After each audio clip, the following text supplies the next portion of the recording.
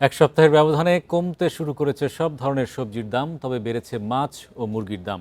চট্টগ্রামে সপ্তাহের ব্যবধানে ফুলকপি, বাঁধাকপি, বেগুন, শিম, মূলার দাম কেজিতে 15 থেকে 20 টাকা পর্যন্ত কমেছে। কেজিতে 20 টাকা বেড়েছে ব্রয়লার মুরগি, দাম দাঁড়িয়েছে 170 ও 290 টাকায় বিক্রি হচ্ছে সোনালী মুরগির। আগের মতোই 600 টাকা কেজি দরে বিক্রি হচ্ছে দেশি মুরগি।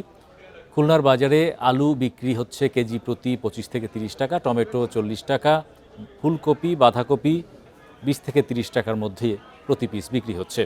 রাজশাহীতে কাঁচামরিচের দাম কেজিতে 30 টাকা বেড়ে বিক্রি হচ্ছে 120 টাকায়, তবে নতুন পেঁয়াজ কেজিতে 5 টাকা কমেছে। সবজির সরবরাহ বাড়ায় দাম কমেছে বলে জানান বিক্রেতারা। বরিশালের বাজারে বাড়তি দামে বিক্রি হচ্ছে সব ধরনের মাছ, শিং, কই, শোল, রুই সহ সব ধরনের মাছে কেজিতে 20 থেকে 30 টাকা পর্যন্ত দাম বেড়েছে।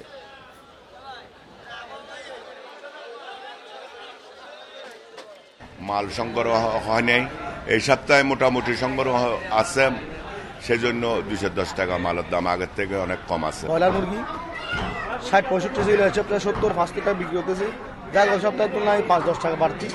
দাম কম, এটা ওনাদের হিসেবে বলে, আমরা তো কিনতে এসে দাম কম দেখতেছি না।